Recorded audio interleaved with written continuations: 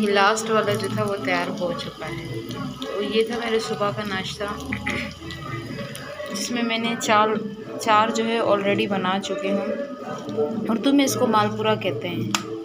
तो 4 मैंने ऑलरेडी बना दी, अब ये लास्ट है, ये तैयार होगा। उसके बाद चाय भी मैंने तैयार करके रख दी है थर्मोस में।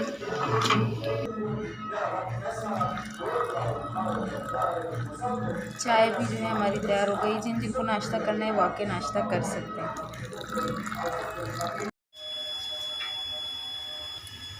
1 किलो चावल और 6 से 7 अदद टमाटर और वाइट पुलाव का मसाला टेस्ट के अकॉर्डिंग, और 6 से 7 अदद हरी मिर्चें और थोड़ा सा अदरक, ये जो साइड में पड़ा हुआ, मटर, आलू,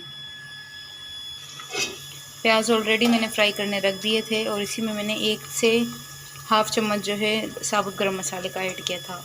और यहाँ पे मैंने चावलों का पानी भी चढ़ा दिया। तो अब वक्त है इसमें चावल ऐड करने का, साथ साथ यहाँ पर भी मसाला मुझे डालना है इसमें। तो प्याज फ्राई हो जाएं,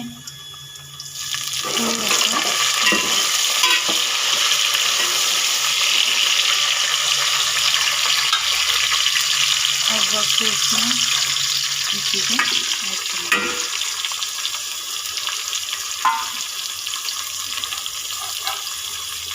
और इसको उस वक्त तक पकाऊंगी जब तक टमाटर अच्छे से गल ना जाए, जब तक मैं चावल छान लेती हूँ। नमक जो है टेस्ट के अकॉर्डिंग डाल देना, क्योंकि मुझे अंदाज़ा है तो मैं स्पून्स के हिसाब से नहीं डालती हूँ क्योंकि 1 से सवा किलो तक के चावल हैं। और चावलों में भी जो है मैंने नमक कम डाला है, क्योंकि मुझे ये पुलाव जो है दम पर रख कर जो है पकाना है। साथ में ये गोल वाली मिर्चें।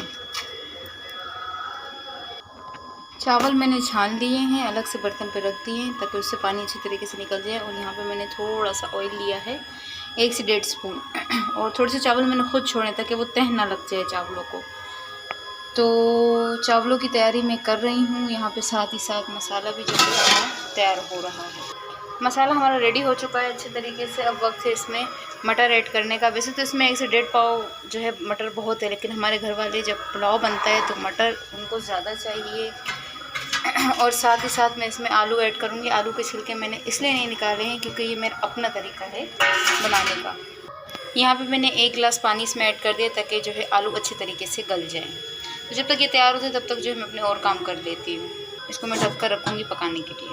तो पतीले में मैंने चावल डाल दी है। अब वक्त है यहाँ पर जो मैंने ग्रेवी बनाई है उसको भी इसमें डालना है, क्योंकि ज़्यादा पानी में इसका खुश्क नहीं करूँगी, क्योंकि चावल मैंने कुछ ज़्यादा ही नरम नहीं किए हैं, ताकि इस पानी में जो है मसाला भी अच्छी तरीके से चावलों को लग जाए और चावल जो अच्छी तरीके से दम पे भी हो जाए।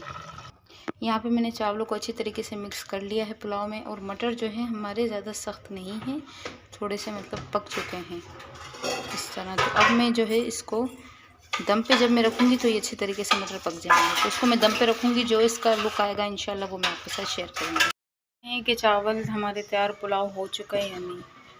तो अल्हम्दुलिल्लाह वाइट पुलाव हमारा रेडी हो चुका है।